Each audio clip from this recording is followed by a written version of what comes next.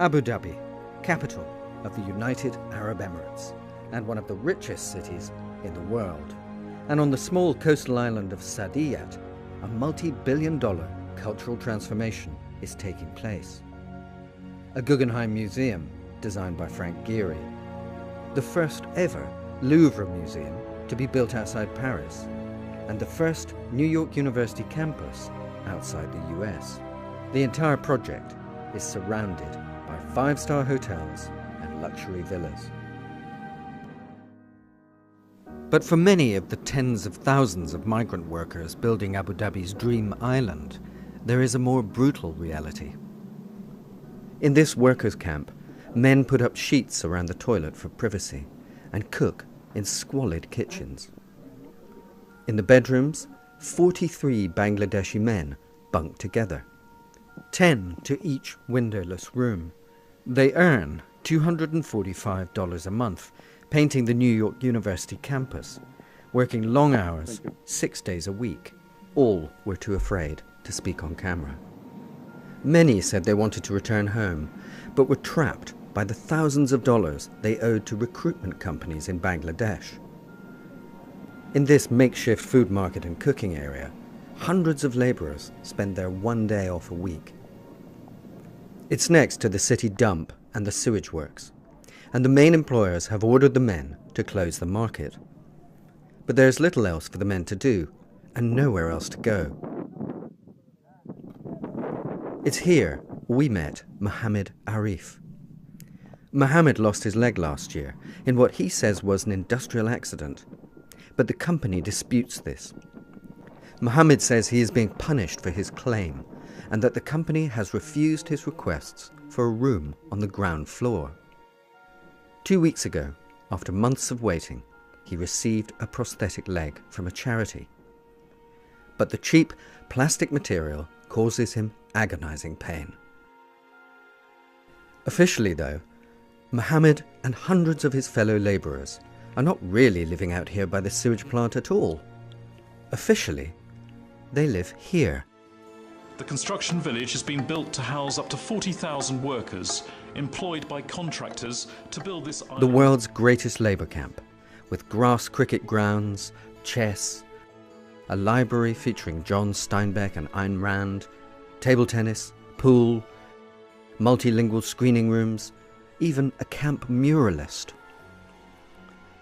But the Observer's investigation suggests that the men living here are a small minority of the Saadiyat workforce. In May, workers for the UAE's largest construction company, Arab Tech, went out on strike. These photos were taken at 1:30 a.m. as workers gathered in groups to plan their campaign. The police moved in quickly the next morning, forcing the men back to work.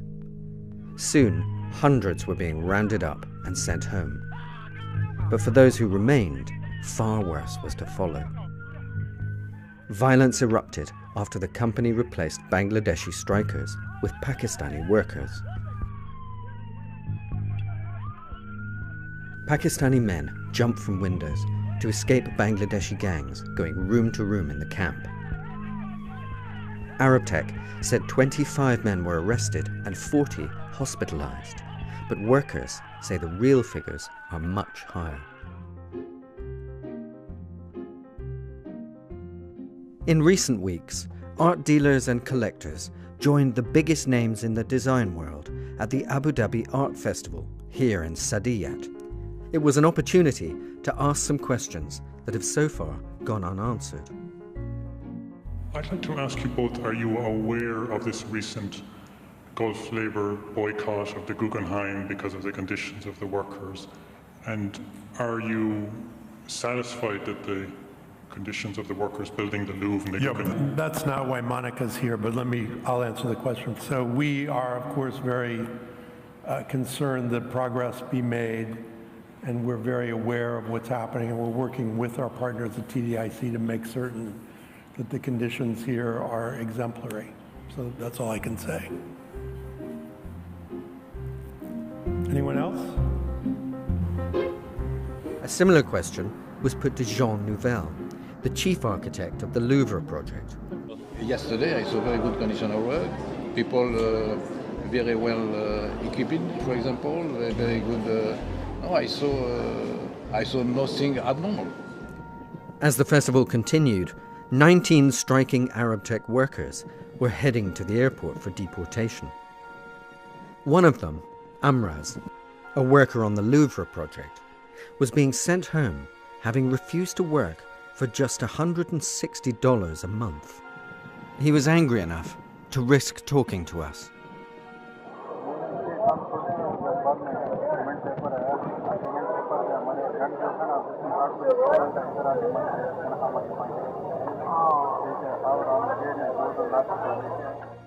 We put a series of detailed questions to Saadiyat's government-owned master developer about the conditions for workers seen in this video. We are still awaiting a substantive response.